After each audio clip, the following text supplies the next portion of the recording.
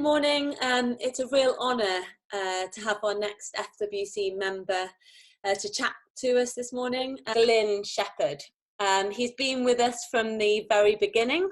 He's qualified as an instructor in various adventure training disciplines, advised the FWC extensively on expert planning and risk and safety management. He's also my mentor, which I'm sure he regrets at times. With 3 decades in the military, in the Royal Engineers and Physical Training Corps, he's conducted a huge variety of expeditions all across the globe, from Norway to Canada and the Himalayas. And he's led groups from all backgrounds, including young cadets and special forces. Now, since leaving the military, he's conducted mountain guiding for TV and the bushcraft expert Ray Mears, and now he's at the pinnacle of his career, leading us FWC ladies. Not sure he'll agree with that, but Glyn, thanks so much for agreeing to chat to us today. And really, just to give the audience a bit of a flavour, it would be great if you could tell us a bit more about your experience and some of your favourite expeditions that you've been on. Oh wow! So I really started at 16 when I joined the army and was introduced to doing some adventurous training. It was my first time ever. Had a real buzz for it. Posted to man's service, and because I was considered to be a good soldier, they sent me on an adventurous training course to Norway to learn to ski. And I thought, this is just amazing. What is this all about? And then I found out that you could volunteer for these expeditions and courses and trips all over the place. So I just volunteered for every one I possibly could until the Sergeant Major got the hang of me and thought, flipping, what's going on here? And I just said, well, nobody else is applying for them, let me do them. And then I realized that I was quite good at them. And so I became an instructor in some of the activities, and eventually transferred into the Physical Training Corps.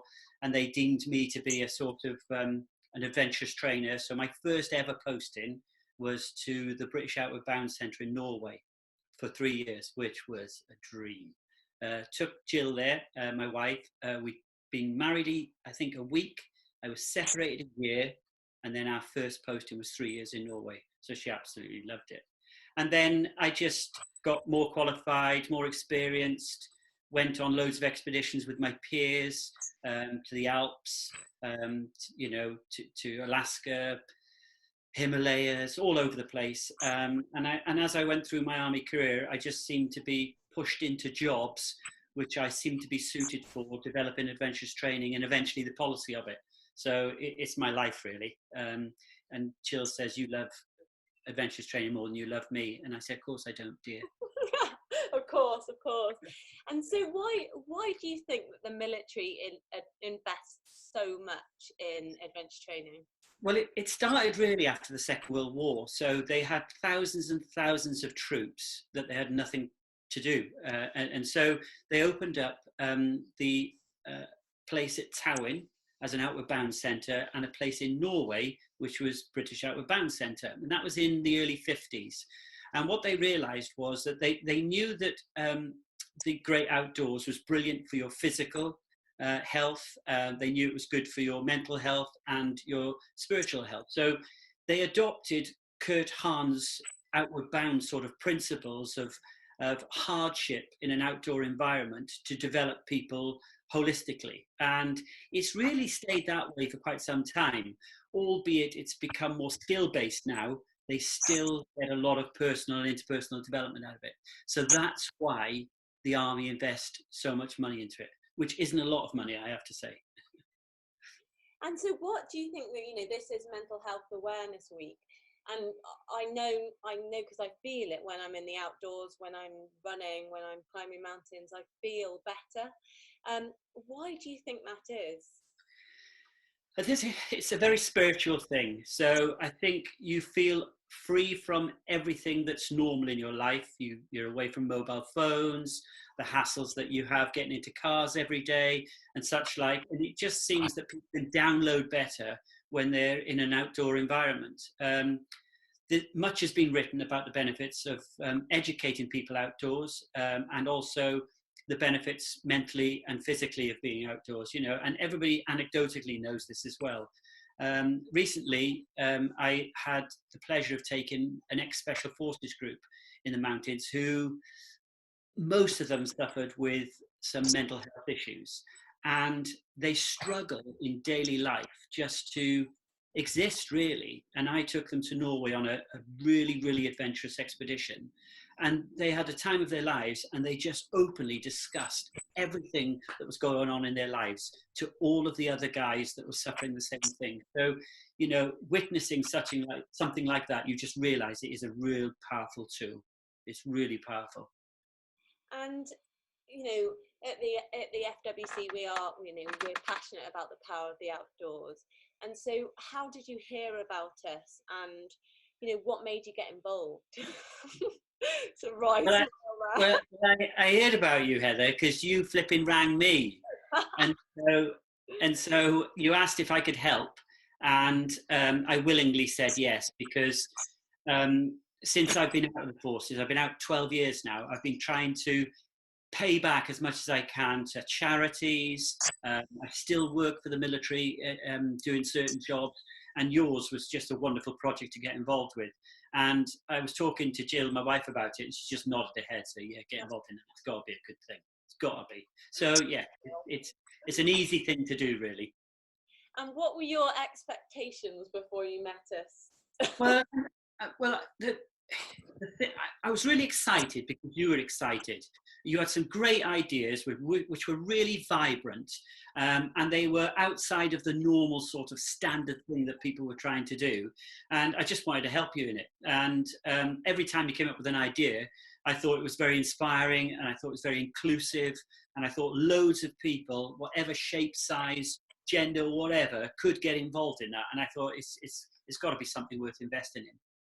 Yeah, for those of you that are watching who might not know, but so when FWC started, it was starting with me wanting to take a team to climb the highest volcano in the world, which is just under 7,000 meters. So any of you that have been in the mountains will know that that is quite a high mountain, pretty risky. And actually, you know, I had two different, when I would explain to people that I wanted to do this, you know, people would react in two different ways. They either tell me I was completely insane, it was too difficult to take a group of novice women to do that, or like Glyn, they were like, this is insane, but how can I make this happen for you, and how can I help? So, you know, Glyn really did help us with the training, and I think specifically the ones that really stick in my mind was Tryfan, when we took the girls at Tryfan in North Wales, which was a bit like a scramble, and a lot of them had never really had that feeling of being on a mountain when it's really steep drops either side. And I don't know what your view was, Glyn, of how the girls coped on that day. And Tryfan was at this end compared to the volcano being there. And so I knew the guys hadn't had much exposure to a proper mountain day. And the idea was to go on to terrain, which is technically a scramble. And we didn't want to use ropes. We wanted to go free up it. And I just wanted to see how the girls would cope with that. It was a wonderful opportunity for everybody. It was brilliant. I don't think there was anybody on that day that didn't have something out of it. You know, it was physically challenging. It was mentally challenging. And it was such a stimulus being in that sort of environment with all that exposure. Yeah. So it's brilliant. Yeah. I thought the girls did brilliantly. Yeah, and I think the other moment that really struck me was we went to Scotland and we did a couple of winter training days. And on the first day in Scotland, I remember it was minus 18 degrees. And I was like, this is horrendous. This is miserable.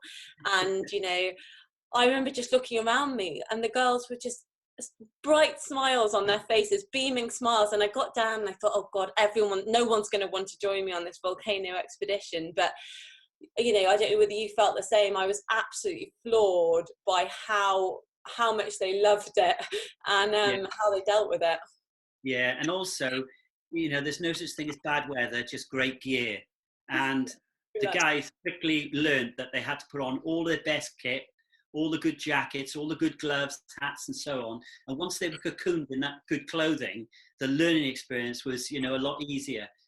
But I do remember the first day and the look on some of the people's faces. It was a nightmare. Both Jerry and I looked at each other and went, this is going to be some weekend.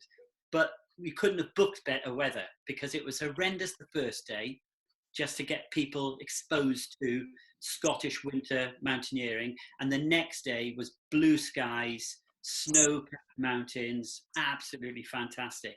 But everybody really mucked in, didn't they? Yeah, it was brilliant. And Yeah. the thing that really, you know, when we actually got to the volcano, we felt so prepared. And actually, we were lucky to have the Dr. Kate, as we call her. And I don't know what your feeling was how we were prepared with the altitude. And Kate was amazing. As soon as I met her, I knew she was a gem. So I've been on loads of high altitude expeditions before. I've had loads of doctors with me, you know, really experienced doctors, and nobody showed the excitement that Kate did in her eyes. So I don't know if you remember on Snowdon when she did her first introduction to the theory of altitude sickness. The way she presented that was just brilliant. It's one of the best I've seen. She just had this simplistic approach to delivering this complex subject. And everybody in the room just got it in a oneer. So that was amazing. I thought, wow, you got a gem there. So yeah, no, Kate was really, really good. And she invested quickly with the guys that were going as well. So she was keen to talk afterwards about specifics that people, you know, had any questions about. No, she was brilliant, really good. And how did you feel when you got the news that we were on the top of the summit of the world? It was a bloody nightmare. It was like my daughter being in hospital having a baby. I was waiting on the phone, on the computer. We were following you all the time. And then Jill would say, you know, have they got there? Have they got there? No, it's today, it's this morning. And so when you finally got up there, I was just so pleased. And I just wanted to know if you were all safe back down again. You know, how many have made it to the summit? You know, definitely the flag got up there. I was really chuffed with that. So yeah, it was a bit too much for me, to be honest, at my age. So post volcano then. Yeah. You know, we've done a number of challenges since then, and it was great that Jill could join us in Snowdon. Yeah. And you met loads more of our community there that weren't on the volcano. I'm just wondering what you thought about that weekend in Snowdon and what Jill thought, and really where you see us going. I thought the weekend was fantastic because there's a new group of women that were being sort of introduced to the Forces Wives Challenge. They came from a sort of wide, you know, background of the forces, which was great again. It was good for Jill because she had such a buzz from doing Pen y Fan the year before with like-minded ladies.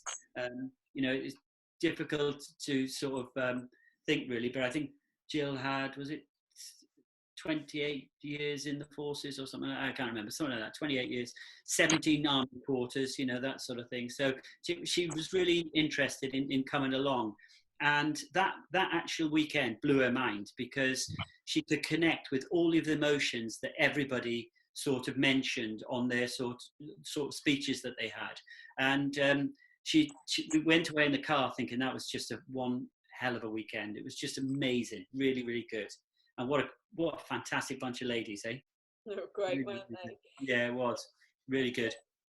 I think we'll just to wrap this up then, really, you know, we've talked about the power of adventure, you know, especially with mental health, and we know that many in our community do struggle with the moves that we make and the uncertainty, and you know, it's really tough at times. And sort of, what would your advice be to us moving forward? Maybe to the people who, you know, they might have seen FWC and thought, oh no, I might not fit in. I'd love to do it, but I just can't muster up the courage to join them. Yeah. What advice would you give them? I think the key to this and to mental health is don't be alone. If you stay alone, you stay within your sort of risk area of suffering with mental health. Connect with other people, and straight away, automatically, your mental health can improve because you're with other like-minded people. I'm convinced of that. I've seen it across the board. It's just a wonderful, wonderful experience when you're with like-minded people. So connect with the Forces Wives Challenge community, and just get out with as many of the ladies as you can. And the more that you get, the more you can get together, the better the experience is going to be. I'm convinced of it. So just make the leap of faith. Do it. Thank you so much, Glyn. Really, really great to catch up. And don't worry, I'll phone you again soon with more harebrained ideas of adventures to go on. I just can't believe I've just done my first ever Zoom conference. Oh, you're really showing your age now, Glyn. I'm so chuffed. Well, thanks so much, and we'll catch up soon.